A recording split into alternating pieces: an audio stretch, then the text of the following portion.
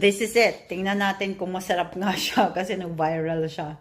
Fresh from Japan. Binili ng friend ko. Nagpabili ako ng 2 boxes kasi yung isa ibibigay ko doon sa manager ng travel agency kung saan paggawa ko ng visa. And then, ayan. I-unboxing natin. Masarap daw to eh.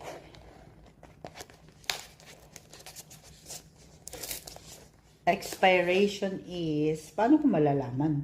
Naka-ano siya.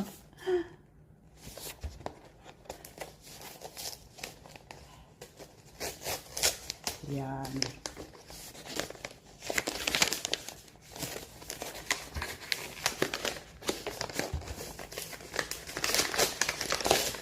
Nakita ko din sa TikTok, so tamang-tama, yung friend ko, nagbakasyon ng Japan. So, ayan. So, ito yun, oh.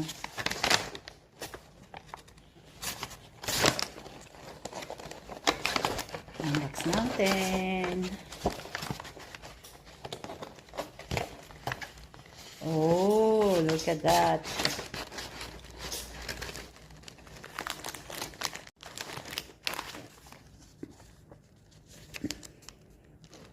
Hindi mo daw ito mabibili outside Japan. Doon lang talaga. So, meron siyang 8 pieces. Shaped like a banana. And then, napaka-soft. Soft siya.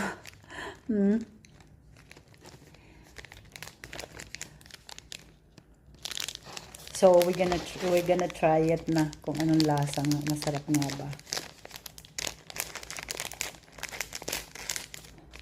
Soft siya talaga, as in, smells like a banana. Para siyang mamon, na super soft sa mamon. Sarap ng amoy. May custard feeling daw to sa loob. We'll see. Ito yung ano niya. Mas soft siya sa mamon nga pagkain natin. Ayan. Try natin.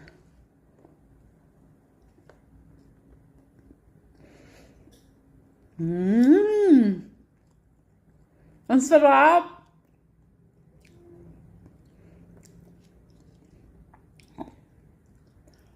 Yummy. I thought hindi ko siya magustuhan. Sarap! Ito yung feeling niya.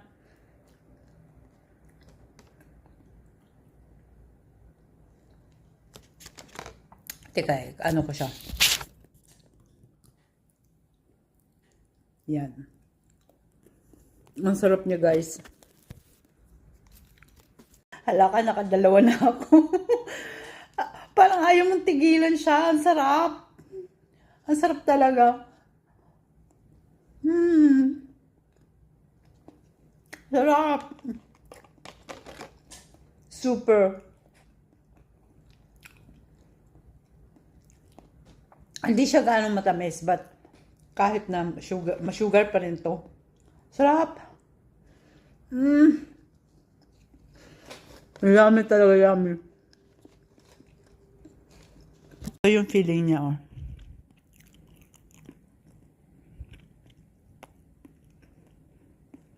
Grabe, ang sarap.